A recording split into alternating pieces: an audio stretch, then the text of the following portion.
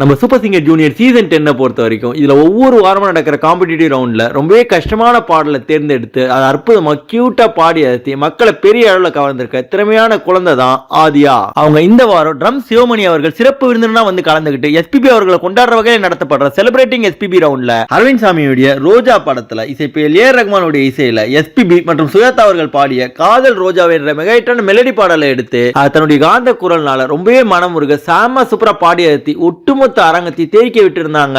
இதை பார்த்த அங்க இருந்த நடுவர்கள் மற்றும் சிறப்பு விருந்தினரான ட்ரம் சிவமணி அவர்கள் சொல்லும் போது இந்த பாடல் நீங்க பாடினதை பார்க்கும்போது அப்படியே ஒரிஜினல் பாடலை கேட்கிற மாதிரியே இருந்தது, அவ்வளவு சூப்பரா பாடிருக்கீங்கன்னு சொல்லி அவங்களை பாராட்டி இருந்தாங்க.